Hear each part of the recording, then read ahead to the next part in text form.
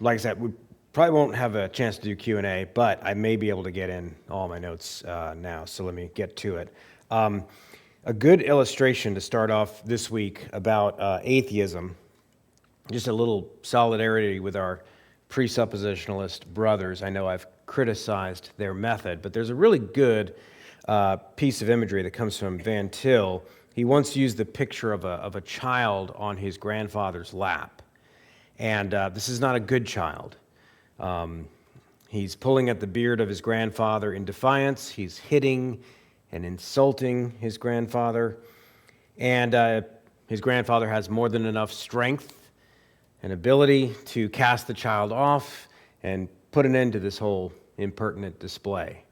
But being a loving and patient grandfather, he doesn't do that. So the child is oblivious in the midst of his tantrum that he's carrying on like this only because of the good graces of his grandfather. Now, in this imagery, the child represents the atheist, and the grandfather represents God. And the idea here is that the atheist is borrowing from God. He couldn't do any of the things he's doing without being elevated, without depending on the grandfather. What we want to do here is fill that out and say, okay, how is that the case? So let's get a definition first of atheism. We've done that for theism, different forms of theism. We've done it for agnosticism. So let's do the same for atheism. This one comes from Corduan. I've mentioned his book a couple of times. And he just defines atheism as the denial of any God whatsoever. So according to the atheist, there's no supreme being. The world is all that there is. And he goes on to say that atheism suffers from three serious problems. It is unprovable, it is contrary to human nature, and it lives on borrowed capital. I think that approach has a lot to be commended to it. I'm going to have a similar approach, but not exactly. Here's my outline. This is the big section that'll take us most of the time, logic and atheism, because the whole subtitle was the incoherence of atheism. We're going to show how that argument is sitting on grandfather's lap in a very tangible way. Two very short sections just to show how atheism is basically a circular kind of reasoning, the way that it's carried on, and then also how it is a religious commitment. And these are obviously not things the atheist wants to hear, and they have a particular way they try to get around it. And then, if we have time, and I'm going to try to, there's the more modern forms that this argument takes, and I'll explain that distinction when we get there. So let's just get to it. First, the incoherence of atheism, how it handles the logic round, why it's not getting out of the logic round. The atheist, in order to make a logical case, he can't be content to show that God probably doesn't exist. He wants to do more than that. Nor is he content to say that the theist hasn't made his own point. He wants to do more than that. For atheism to be demonstrated as true, logically, the logical argument for atheism, the position has to show how God cannot exist, that it would be unintelligible for him to exist. In other words, they want to show something like the square circle or the married bachelor about God. And for that reason, sometimes it's called logical atheology. That's kind of a weird way to put it. But if you think of the word agnosticism, same thing's happening here with the word itself. It's a negation of theism, but here it's a logical negation of theism. So Corduan points out one of the most obvious problems with it. It's one that maybe you've thought about, and that is that it is virtually impossible to prove a negative.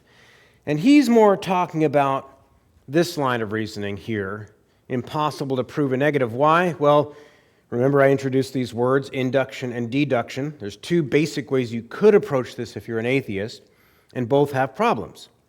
You could show all the different things in reality and say, nope, no God here. Well, I looked into space, nope, no God there. And there's a couple of problems with that. One of them is just that you would have to possess exhaustive knowledge or establish that you have conducted an exhaustive search. And that's the problem with induction in general. It's not really a problem with it. It's just if you try to use it to show something is universally not the case, you can't do it unless you're omniscient, which would kind of be anticlimactic for an atheist who's trying to disprove that there is such a thing. is omniscience. So mostly they're going to be up here. I'm talking about intelligent atheists. I'm not talking about the stuff you hear in pop culture. They really are there. Oh, look, we looked in space and there was no God there. Yeah, okay, that's a silly atheist, and there's many of them. But we don't want to straw man them. We want to look at their best arguments against God logically. Here, the deductive approach is saying, again, that it is logically impossible. Now, we have to divide those kind of arguments. The arguments for no God on the basis of logic take two forms. You have either God versus God, atheology, or you have God versus world, atheology. And the problem of evil, by the way, is going to be in that, and we're going to devote a whole week to that. It's almost a special case. But God versus God atheology basically says this attribute of God and this attribute of God, and that's why the arrow goes this way, this attribute of God and this attribute of God, or maybe plural attributes of God, don't go together. If this is true, that has to be false. They're incoherent. Or it's incoherent with itself, the very idea of this attribute. In this idea, there's an attribute of God or several attributes of God and something about the world that don't go together. Either this is true or this is true. But since one of them is true, the other is false, therefore God can't exist. So these are two different directions or ways of showing that one of God's attributes cannot possibly be true. Okay, so that's the lay of the land here. But here lies the essential difficulty. If this is true, that one or more of God's attributes cannot exist, you're saying that it is necessarily never existed, because something that's impossible to exist also cannot actually exist. You can't have an impossible actual thing. If it's impossible, it's never existed. But what follows from that? If that's true, if attribute A of God, whatever the attribute is, if it can never exist, nothing like it ever has existed. Not physically, not spiritually, not theoretically. And again, it's a square circle. It's a married bachelor. It cannot be conceived. That's one of the things we saw about a square circle. So what follows from that? Well, it follows that whatever form the rest of the argument takes, no matter how much it builds upon itself, the argument is going to proceed. Let me just give you an example. And I'm going to lay out this example on a separate slide. But let's just take omniscience. Omniscience, if that's the attribute we're talking about, either would or could do something. This is usually the form that this takes, or omnipotence or something like that. Well, if God were good, he would do this. Or infinite love would do this. Or omnipotence is this, or does this, or can't do this, or goodness never does X, whatever it is, and so on and so on and so on. But if the argument makes good on its claims, then the subject term, omniscience, omnipotence, goodness, whatever it is, the subject of any of these propositions is a non-subject and can have no predicates. Again, it's like so if I say, a square circle can't run very fast, or I don't know, just picking something out of the blue. If that thing cannot exist, then you can't attribute anything to it, good or bad or anything else, because the very idea is inconceivable. It's not a possible state of affairs. Even one atheist that I'll mention later, Feuerbach, in the 19th century, and his whole idea was to say that the divine attributes are just these human projections. They're things about ourselves that we just say the superlative degree of that thing, and we call that God. But even he said that to deny all the qualities of a being is equivalent to denying the being himself. A being without qualities is one which cannot become an object to the mind. That's the crucial part. And such a being is virtually non-existent. The last part kind of weakens it all out, but really, he's running into this insight, whether he likes it or not, that if a thing cannot exist, then you can't conceive of it in the mind. Okay? Or to put it another way, nothing could ever be known about a non-thing. Make sense? Not because, well, I'm not aware of that thing now. No, your argument is that the thing is inconceivable. Okay, so let's start to put some flesh on this. And I'm going to, as I said, I'm going to pick omniscience. And this is where you really have to show the argument. The argument that omniscience would or could do something, what it is and is not. If it's going to make good on its claim that omniscience has to exist at least as a coherent concept, at least theoretically, even if it's not an actual entity, it has to make sense. It can't be like the square circle. But if it did not exist precisely because it could never exist, then there wouldn't be any couldn't be anything. It couldn't do anything. At the very least, you would have to say, well, the atheist wouldn't have any information about the thing. Go right back to agnosticism from last week. If I say the finite cannot grasp the infinite, supernature cannot be known, all these different things, God is too big of a concept. Remember, I asked the question to the agnostic, what is it about this bigness? Or what is it about infinity that makes it the kind of thing that cannot be known? So you're saying you can't know a single thing about it. Now, the atheist may not be able to see this as clearly, may not be able to see this as clearly as we saw those short sentences last week, because here I am laying out a whole argument with 6 premises. God is by definition omniscient. This is the atheist saying, okay, your being here is an omniscient being. He knows all things. Well, an omniscient being would be able to do X, whatever it is. For example, he ought to be able to know what time it is right now. And this is one example that this takes. So either he's omniscient and he knows, or he's changeable, because if he knows what time it is, then he's inside time. Time changes, therefore God changes. There's a sequence of thoughts, which is where they make their mistake, by the way. They're defining knowledge down to changeability or experiencing it like human beings do and so forth. But leave that aside. On a more basic level, they're saying that an omniscient being, omniscience, would do this or could do this, etc. Premise 3, yet this God cannot do X. According to your own argument, you theists, therefore an omniscient being, God, cannot exist. Therefore, omniscience cannot exist by definition. But I'm going to help them out here. I'm going to say, well, that's something else follows there. You may not state it, but that which cannot exist cannot be or do anything. Wouldn't you agree with that? I think they'd have to. Therefore, an omniscient being would or could do a thing, whatever the thing is you're talking about, and cannot be said to be or do that thing at the same time and in the same relationship. He said, well, wait, what's that? Well, you're acknowledging that a non-existent thing, that an incoherent thing, which cannot even be a thing, cannot be or do anything.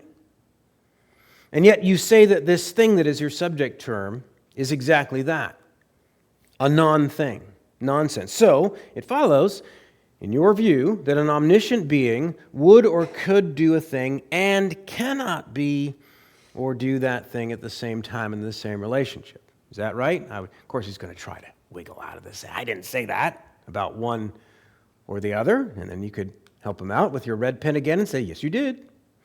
I got the first one from premise 2. An omniscient being or omniscience would be or do something. It is a thing. It can do a thing.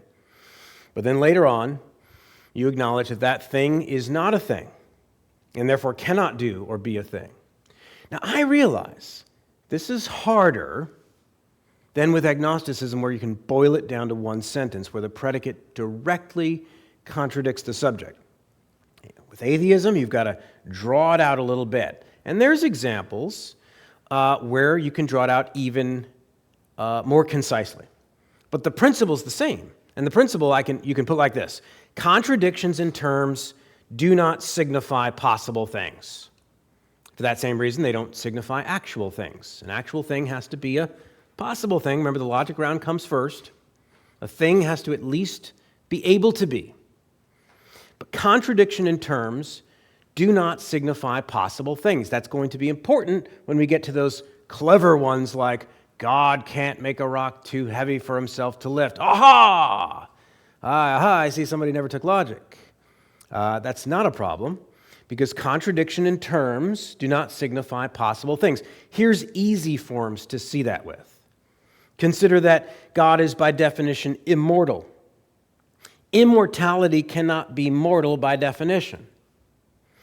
Therefore, God dies. What's that? That's just a way to say mortal. Death is a contradiction in terms. It's logically equivalent to saying immortal, mortal. Immortality dies. Same thing with truth. God is by definition truth. God cannot be false by definition. So God lies is a contradiction in terms. Why? Because it is logically equivalent. You're just hiding by saying it in such a way that you don't have to stare at the contradiction. Maybe you're not doing it maliciously, but you're just not understanding that that's what you're doing. It's the same as to say truth lies, or truth is untruth, or truth can behave untruly. Now, the atheist at this point has a predictable objection back to this. You're just defining God that way up front. That's true, I am. But you have an interest in letting me do that. Because if you don't refute this definition of theism, two problems result for you. Number one, you're not dealing with every definition of theism. Suppose you want to say, well, that's only your definition of theism. Fine. Well, then you haven't refuted mine, and there's a lot of onlookers right now, so you have an interest in doing that. That's one thing. But secondly, if you're an honest person at all, and if you've been around and you know theistic literature and you know anything about Christianity at all, you know that this is exactly how Christianity defines God. So whatever kind of God you have refuted, you haven't refuted the Christian idea of God, Christian theism, right? So you have a double. So do you want to refute a straw man? Do you want all these people gathering around to know that you're only content to pick on little kids at the playground and said that you've been a tough-minded atheist? Because that's what you're doing, unless you refute this idea. So I have no problem saying, yes, I am defining God that way up front. Guilty. But you have an interest in refuting exactly that. Well, I'll get to that. But let's just get to this one. God cannot make a rock too heavy for himself to lift. Boom! What do you do with that, theists? Well, the notion that God ought to be able to make a rock too heavy for himself to lift involves two basic errors. First of all, it places upon the Christian theist a burden of defending a notion that we don't mean by God. Again, we are defining him a certain way up front. Power to do all things is what omnipotence means. So, in other words, it's a straw man. But secondly, the notion of divine omnipotence that it gives is incoherent in any event, even if we didn't know to define omnipotence as power to do all things. Now, why do I say that? Because this dilemma, again, is equivalent to doing this, except with power. Now you're saying omnipotence lacks a power, right?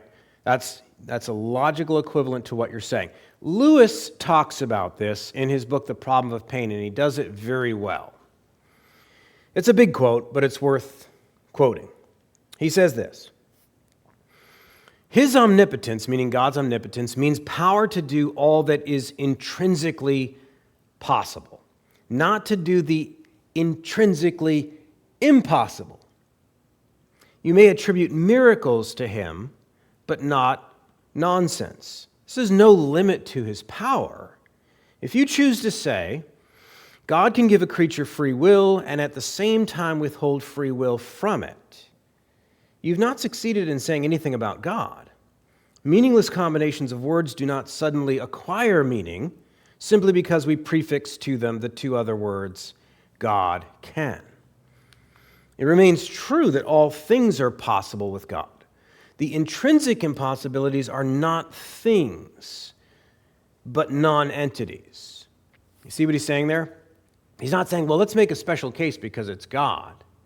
No, he's saying that A equals non-A is nonsense, and simply tacking on the words, God says this, doesn't suddenly, poof, make it make sense, right?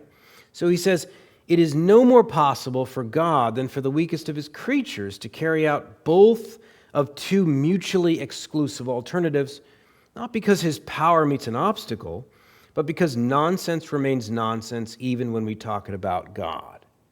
So in other words, if you say that omnipotence should be able, I'll put it in quotes, to lack a power, that's not an ability. That's an inability. Okay, it's the same as saying that omnipotence should be able to not be able. See, now if you say it like that, that is what they're saying. So in logic, it's very important to convert terms into their logical equivalent. It's not a magic trick or anything like that. They've just concealed the fact that they're talking nonsense to themselves by this clever, well, let's use a rock in our example. And so what happens is by the storytelling and by the sense of superiority that you have over the Christian who hadn't thought of this, you've blinded from yourself the fact that all you're doing is saying A equals non-A. Okay? And that's what Lewis is saying. And that's why he uses that example of free will. Don't let that distract you, his particular example he's using. He's saying God has the power to do all things, and God does not have the power to do all things.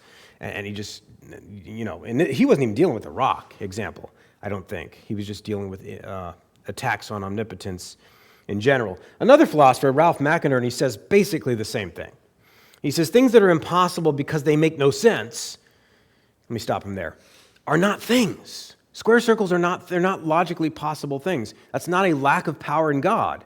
That's you being confused, and I'm holding up a mirror to your confusion. All you've done is tacked on the words, God should be able to take my gobbledygook and make it not gobbledygook. It's not a thing, right? So he says, things that are impossible because they make no sense cannot be caused by God, and this is scarcely a restriction on or a diminution of his omnipotence, that God cannot bring it about that what is true is also false, does not detract from his power. Can God bring it about that the past has not been? That might also be a distracting example, because you might start thinking to yourself, well, if he's outside of time, but that's not McInerney's point. He's just saying the idea that, well, God ought to be able to make A equal non-A is a confusion of categories on your part. So don't project your confusion on God and call that a power, right? That's what it's doing. Okay, here's another objection, really quickly. This is an atheist named Kai Nielsen, and he makes this argument. Premise one, God is supposed to be a non-material spiritual being. He doesn't have a body. 2, God is supposed to be a being who performs certain actions. 3, the only intelligible notion of actions that we have is associated with material or embodied beings. And if you are seizing on that third premise, your suspicions are right. That's where the problem's going to be. 4, the idea of non-material being performing actions is incoherent. 5 and 6, therefore, the idea of God is incoherent. God can't exist. Okay, so if you caught, and we've mentioned it a couple times in the previous weeks, the question-begging fallacy, the fallacy of begging the question. That's what was going on in premise 3, okay? So whether the only possible kinds of actions are those that are affected by material beings is precisely where the theist and atheist disagree. You can't assume it in one of your premises and expect the theist not to say, hold on there, that's the whole argument. Let's have that argument, not assume it up front. And we see this in most atheism. Even the famous parable of the invisible gardener, which the book that I had, and it's in tons of different books, and I didn't even bring the one. But basically the idea is you have these two philosophers, an atheist philosopher, Anthony Flew, who, by the way, changed his mind right before his death. He didn't become a Christian, but he became a theist on the basis of several things. Don't worry about that. But he was kind of the standard bearer after Bertrand Russell died in the late 20th century of the big British atheist. But Anthony Flew came up with this parable called The Invisible Gardener. He's a theist and an atheist, obviously, as the two characters in the story. And the atheist wanted to say, well, let's test this. You say that there's this gardener that cares for his garden and comes every night or every morning to take care of it and so forth. Let's put some electric fence up and see if there is any signs, any evidence of him coming. And he does this the first time, and then the theist person who believes in the invisible gardener says, well, yes, but he's a super sensible gardener, and therefore he wouldn't leave any evidence. And this goes on for a couple of exchanges, and then finally the atheist guy basically says, well, then what's the difference between your invisible gardener and one who is not a being at all? Now, what's happening is the same thing. But again, because there's a parable and a story, and you're getting into the characters and who represents who, and it's very physical and tangible, you forget, wait a minute, he's doing the same thing all atheist arguments do. He's assuming a certain attribute of God exists and saying that that thing, if it existed, would do such and such, in this case, leave a mark on my electric fence, or in the bushes or something if he got around or say, ow, or something like that when he's zapped. In other words, you're assuming up front that the only effects in the material world are created by material efficient causes or embodied beings. But that begs the question. You haven't made your case by assuming it up front. Okay, let's fast forward. And I'm going to do these middle 2 points really quickly because we have time constraints here. Atheism as a totalizing circular argument. I already gave you a hint of it with that fallacy of begging the question. But I put this chart up, and I apologize for the size, but now that you guys have your notes, it shouldn't be too much of a problem. I also apologize for the busyness of it, so I had to label each of the 3 arguments A, B, and C so that you can follow the circle. And in this argument, you have nature is all there is, science studies nature. Well, if that's true and that's true, then supernature has to be unscientific, because if all nature does is, if all science does is study nature, okay, but you've assumed up front that nature is all there is. But if science studies only nature, perhaps then it has nothing to say about supernatural causation, or at least in any obvious way. But see, you're assuming that up front. So the circular argument, or the fallacy of circular reason, is very closely associated and really often the same thing as the fallacy of begging the question, because you're assuming in your premise that which you are supposed to prove, that which is your conclusion, okay? But again, if you state it in a way that couches it, or, in popular language, it's easier to get away with, or easier not to see yourself. There's other forms that this takes. Supernatural things, what's that? That's incoherent. And so on. You get the idea. So this takes various forms. One atheist philosopher, D.Z. Phillips, he proposed that it makes no sense to think about what is beyond the world. Well, is he saying that they're square circles, or is he saying that it's just beyond our strongest telescopes? I mean, what is he saying? The other guy, Nielsen, I already mentioned, he challenges the coherence of God language, any language that's transcendent to the universe or beyond the universe. He asks, how would that be other than just more universe? What's he doing? He's thinking of our claims as claims about spatial realities. This is like third grade level atheism here. But it happens. Richard Dawkins most recently challenges the credentials of theism on the dilemma that, well, it's either scientific or else it's not scientific. If it's scientific, it's failed science's tests. If it's not scientific, well, then it's utterly make-believe. And one of the ways that people would say this, do I have this up there, the God of the Gaps? Is that one of the ones I have? Yeah, I do. In C, pre-scientific data or claims about causation were what they called God of the Gaps explanations. In other words, they were things that we didn't have an explanation for, but we now know. I always mark people that talk like that. We now know such and such. The idea there is that we had this gap in our explanations, and the older people would all just put God there. God was their explanation for that which we didn't understand, like lightning and thunder. God is mad, but we now know that there's atmospheric. Did the Christian theist actually believe it in that way, and did they propose it as a scientific theory? So these are the kind of questions you have to ask. But if you put it in popular language, you can kind of cover over the form of the argument, which is fundamentally the same. What about atheism as a totalizing religious commitment? Well, let me start with this statement by Norman Geisler, because one of the things atheists do to get away from these kind of the things I'm bringing up in these middle sections to say, look, we're not even a worldview. We're certainly not a religion. We're not committed. We're theists. We're just asking questions, man. So they kind of do what agnostics do, but they will go all the way and deny God's existence. And it's the way that they can kind of put atheism out there, even if it doesn't prove itself, as the only rational game in town, because it at least is not stopping to ask questions. If you're religious, you have to stop asking questions. You have these commitments, and you can't press further and follow the evidence where it leads. So they come up with models of atheism to avoid the religious and totalizing components of it. So Geisler says, traditional atheists who believe that there never was, is, or will be a God, Jean-Paul Sartre is an example. Then there is the mythological atheist. He's going to give you 4 different kinds. Mythological atheists like Nietzsche, who believe that the God myth was once alive, that is, it was a model men believe and live by, but that myth has died and is no longer workable. What did that just cover up, that distinction? Covered up the fact that he's an atheist just like the first dude.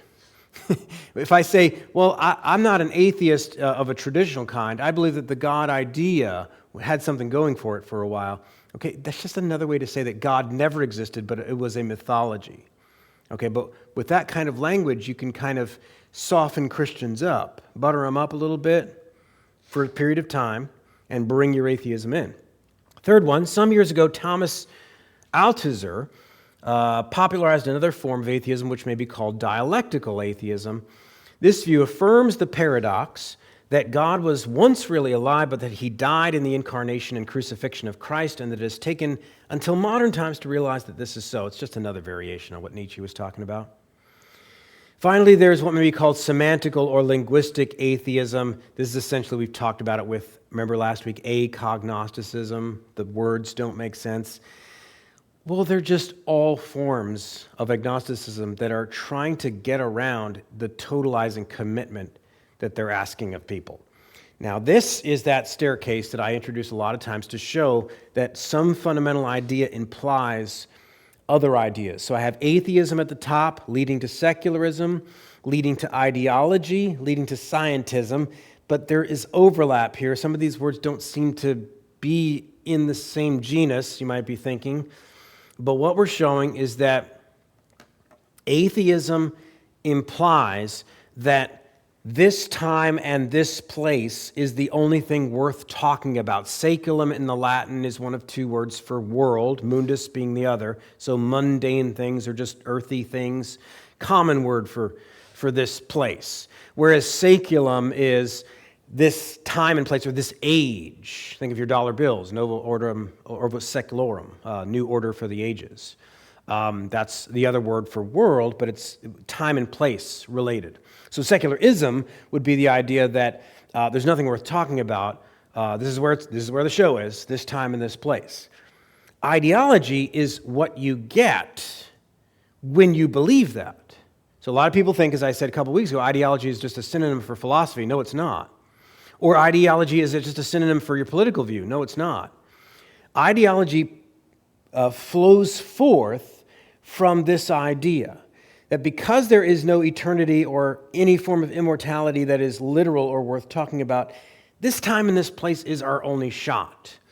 And so if you're in the way of that, this explains the violent tendency of atheism applied to the civic order. It has nothing else to shoot for. So even if atheists reject the idea that man is a religious animal, they'll say, well, that's just some evolutionary glitch. That'll work itself out eventually. And we've been waiting for a long time for that to work itself out. But they'll at least admit that man is a political animal. He's a social being. They'll have explanations for all that. But all of them ignore the existential consequences of cutting yourself off from eternity. So we're not at home in the temporal. Things are not as they're supposed to be. The atheist keeps showing up to debates. He must think that there's meaning and that it matters. So ideology is inevitable for the atheist precisely because even these basic human needs that you can pretend are not religious, what are those needs? Permanence, purpose, justice, some common good. They're reduced to this time and this place. They have to be found in this life, and they have to be delivered by some class or some group of masters of the discovery of these new truths. And so atheism, therefore, goes hand in hand with scientism. This is the pretended discovery department of secularism. Science becomes politicized. Science becomes a function of ideology. This is the way in which atheists annex science as their own and begin to talk about it like he's a guy they know. Science said this today. The science has decided, like it's the Pope. It's not just a private wish fulfillment of the atheist, it is a public wish fulfillment. So both atheism and science, capital S, trademark, the science, are the inevitable consequences of following the evidence wherever it leads. That's their view. And so when we speak about a method of science, in their view, the method of atheism is very closely associated with that. It's atheos. It's not dogmatic. Religion is dogmatic. Religion can't ask questions. But atheism is a dispassionate suspension of belief. This is where the fact versus truth distinction comes from, if you ever hear that. Well, there's no truth, but there's facts. This is where the, maybe less obvious, the public versus private religious distinction comes in. Because a public square that is free from religiously grounded principles is more scientific. Because it relies on things that we all have in common. We can all see that. We all have that in common together instead of religions which are divisive, that rely on things that people need private revelations for and so forth, things that can't be tested. So that's sort of the grand narrative. So along these lines, I mentioned this guy Phillips, one atheist. He criticizes theism as one obvious version of a theory of everything. But he insists that there's no such thing, even though atheism is a theory of everything.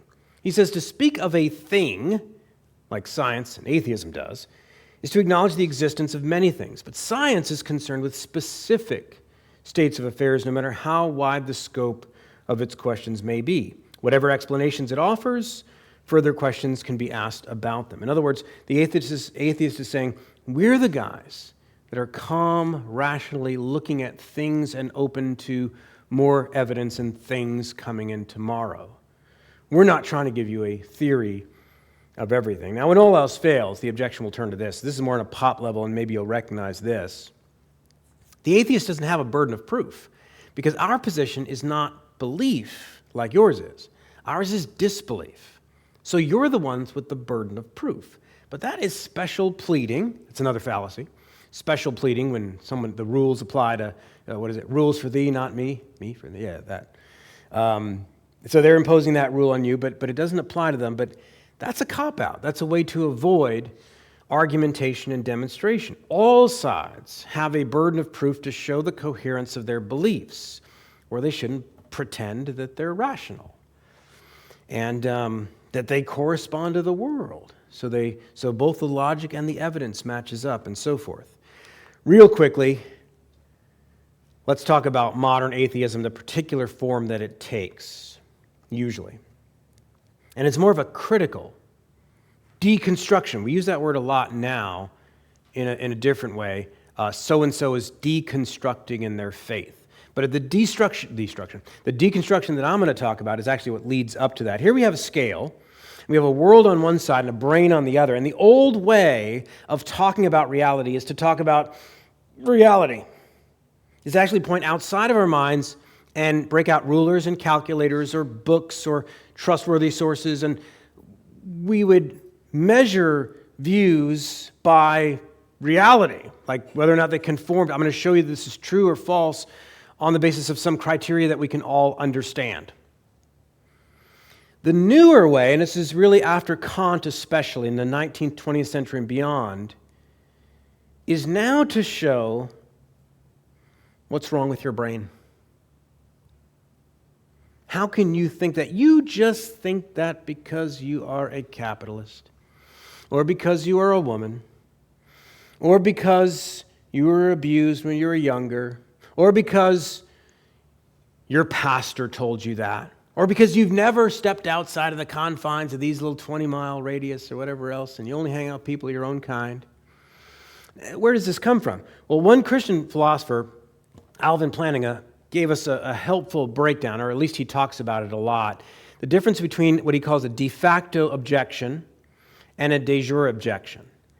And this one, as the name suggests, is an objection on the basis of fact. In other words, you ought to reject this view because it fails to conform to reality, and here I am to show you how that is the case. It's very objective in that sense.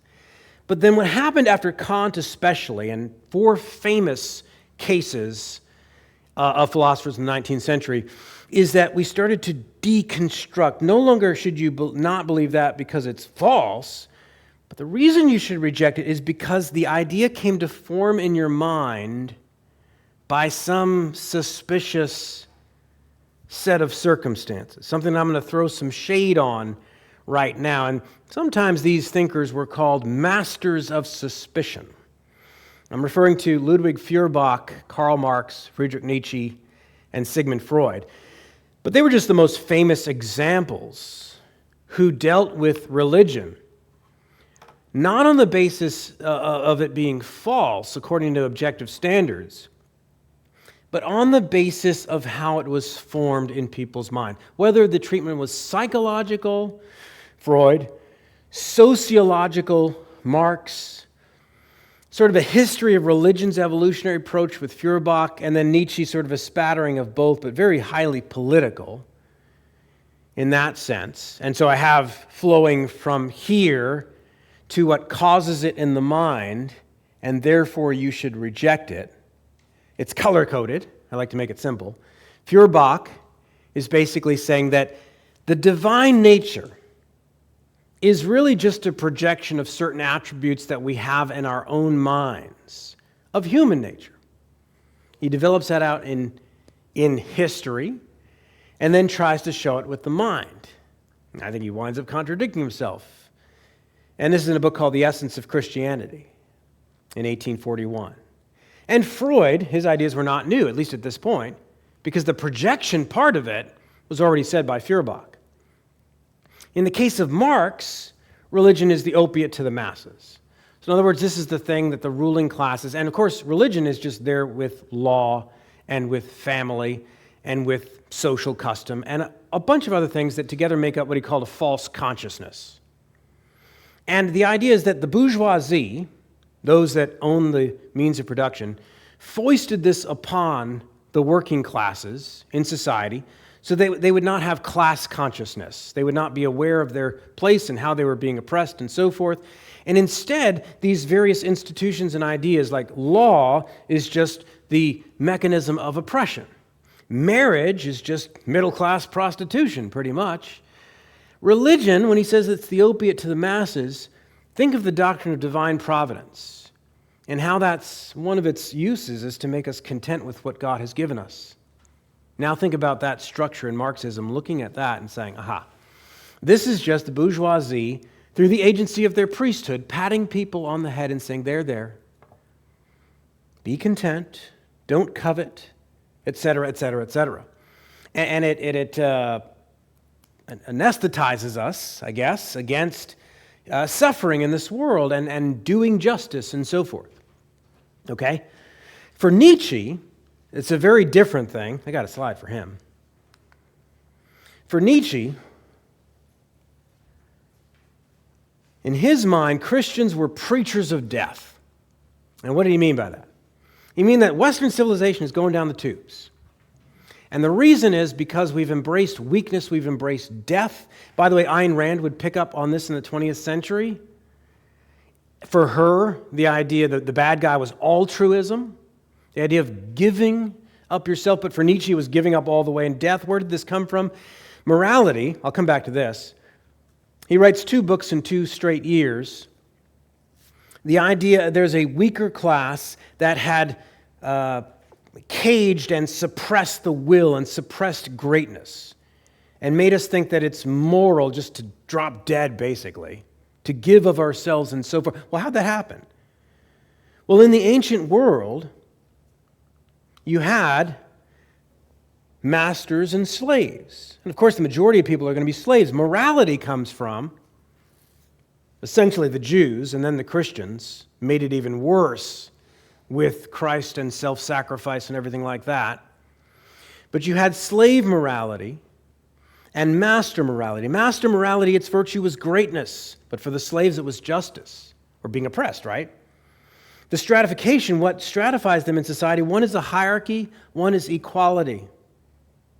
The means of it is conquest for the masters, self-sacrifice for the slaves.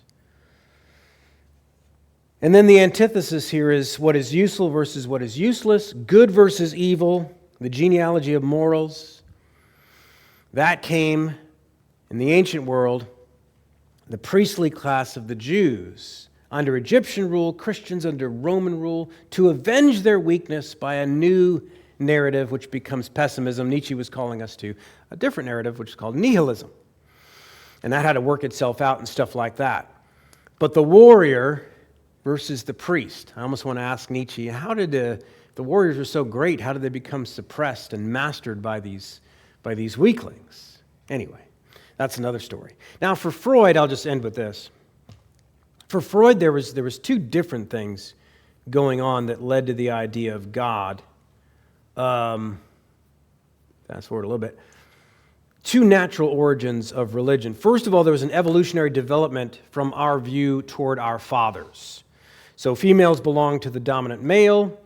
So the male offspring came together and united to overwhelm him, kill him, devour him. So on the one hand, the father was the enemy, but on the other hand, he was the ideal. And so they projected this wish fulfillment to restore their father in the sky, this universalized idea. Freud had other weird ideas too. One of them was just simply fear. So this is a little bit more borrowing from Feuerbach, but the idea of fear. And this is not, this is something we witness in polytheism. So as part of the whole history of religion schools, you start with animism, polytheism. Where does that come from? Well, there's these forces of nature that we can't control. So we attribute different higher powers to them, and eventually we consolidate that into one being. Okay? So that was the idea in the 19th century. What is the problem with all of these that they all have in common? There's another fallacy I've not introduced yet, and it's called the genetic fallacy. And the genetic fallacy is that you should disbelieve this, whatever it is, a proposition or a whole theory. You should reject this. Why? Because of its source. Now, there's a specific kind of this that you've probably heard of called the ad hominem attack. What are you going to believe that guy for? Matt, come on. Matt's, he's a sinner for one. And he's got all these other problems. So that's an ad hominem attack. You shouldn't, but actually the ad hominem attack, and that just means to the man, is actually a species of the genetic fallacy. You should reject this view no longer because it doesn't conform to the real world, and I've got some rulers and calculators and authoritative sources and our reason. We're just going to think through this, think about which one actually matches up to the world. And all I'm doing here is psychologically explaining away. I'm deconstructing. It's sort of this titillation you get when you're the first person in your block to tell the other kids that Santa Claus isn't real, or to deliver some bad news or something like that. There's a kind of personality that gets caught up in that becomes for him a substitute for reason, as if he's done his tough-minded work. But this is what happened in the 19th century.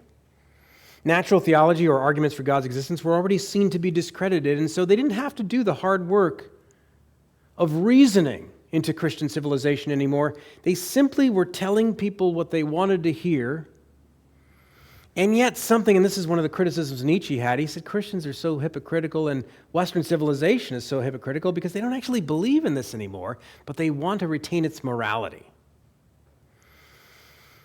So, these are masters of suspicion, and the basic problem they're giving us is that you only believe this because this train of things happened. And as one Christian author states about this, the essence of this argument is that since belief in God can be understood as a human invention, we can conclude that this God is nothing more than a fantasy. And you can actually put a sharper point on it. Because this belief in God is motivated by X, Y, and Z psychological thing, you need this to be true. You have a fear. You have a sin problem. You know you're going to die eventually. And because those things, therefore, it is reducible to that. R.C. Sproul wrote a really good book that you should read if you've ever been caught on that idea. It was originally called The Psychology of Atheism, but they made him change the title for mass consumption, I guess. It's called If There Is a God, Why Are There Atheists? And he deals with these arguments, but then he turns the coin over on them, and he says, well, let's look, instead of Freud's repression, let's look at Paul's suppression in Romans 1:18. Fact is, both the atheist and the theist have all kinds of psychological reasons for believing what they do. You can't rid yourself of psychological reasons and motives. Here's the problem. That doesn't get an inch off the ground in telling us what view is most likely to be true. Psychological explanations are neat, they're fun, they may even be interesting, they may actually be important for something else, but they don't help us in the least in deciding which view. You're just describing what's going on in my brain. I'm going to describe what's going on in your brain. You believe that, you came to believe that because you were at Christian camp, and you came to believe that because you hung out with only atheists in a communist nation and so on. Okay, we can all do that to each other all day. But that doesn't help us at all get outside of our minds and actually say, okay, now on the basis of logic and evidence, which view is more likely to be true?